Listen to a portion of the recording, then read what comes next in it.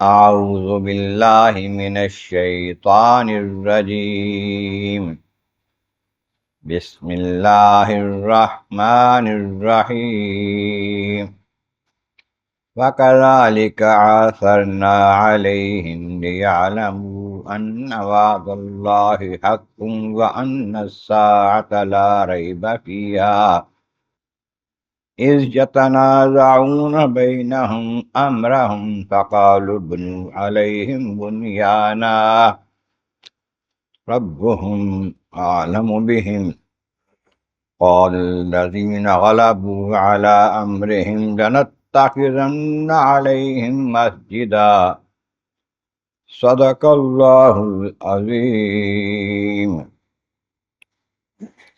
حمد و ثناء رب کریم اور درود و سلام بر سید خیر الانام کے بعد سورۃ کہف کی آیت نمبر 21 تلاوت کی گئی ہے جو 15ویں پارے کے 15ویں رکوع میں ہے۔ اس سے پہلی آیتوں میں بتایا گیا کہ صحابہ کہف کو پہلے 300 سال سلائے رکھا، پھر ان کو اٹھا دیا تاکہ آپس میں گفتگو کریں، حالات جانیں۔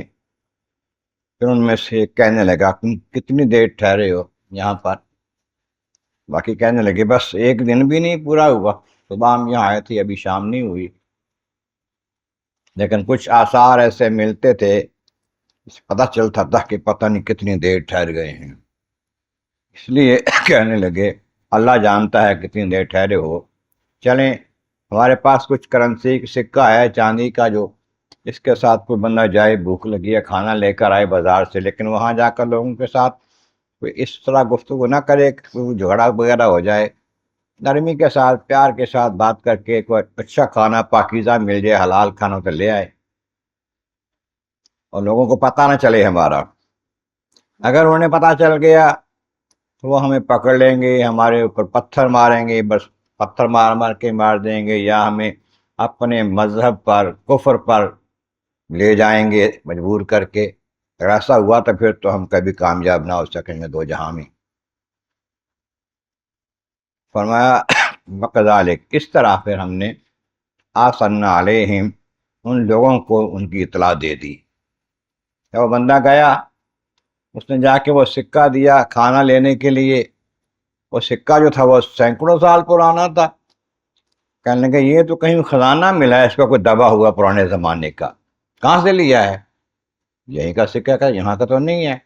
امتیں بدل گئی، زمانہ بدل گیا، حالات بدل گئے، لوگ بدل گئے، لوگوں نے کہا اس کو پتہ کرنا چاہیے۔ پھر اس کے ساتھ گئے، دیکھا کہ یہ لوگ تو وہ سارے اٹھے ہوئے ہیں۔ پھر پتہ چلا کہ یہ 300 سال پہلے جب ایک بادشاہ اسلام کے خلاف تھا، دین نہیں مانتا تھا حق کا، اور وہ مخالفت کرتا تھا اور اللہ کا نام لینے والوں کو، توحید کا نام لینے والوں کو مارتا تھا، تو یہ بھاگ گئے تھے۔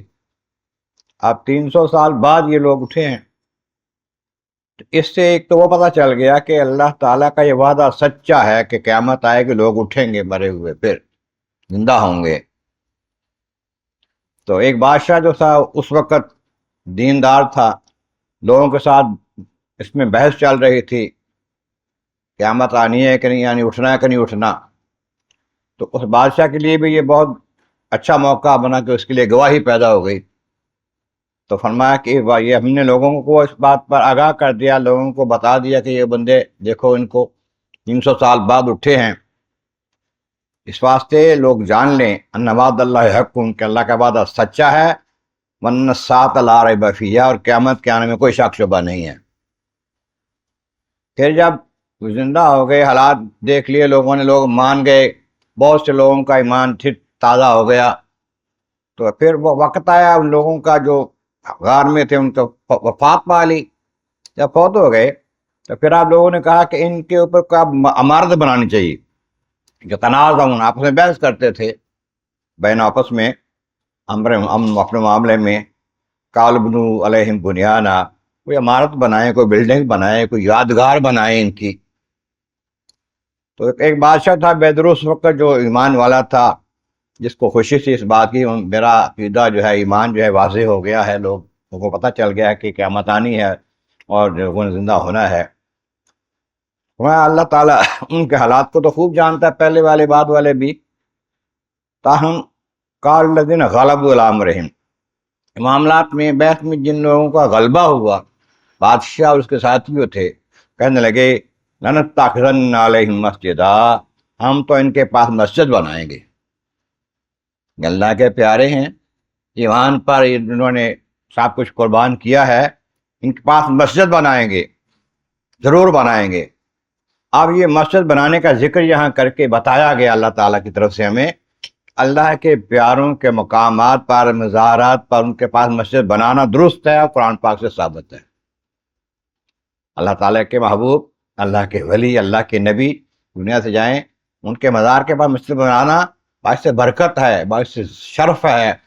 اسی واسطے ہم جانتے ہیں اور مانتے ہیں نبی کریم ہمارے آقا کریم صلی اللہ علیہ وسلم کے روضہ اقدس کے پاس جو مسجد ہے، وہاں ایک نماز پڑھیں 50,000 نماز کا ثواب ہے۔ ایسے ہی اولیاء اللہ کے مزارات کے پاس جو مساجد ہیں وہاں پر دعائیں، نمازیں زیادہ قبول ہوتی ہیں۔ اللہ تبارک و تعالی ہمیں سمجھنا، عمل کرنا نصیب فرمائے۔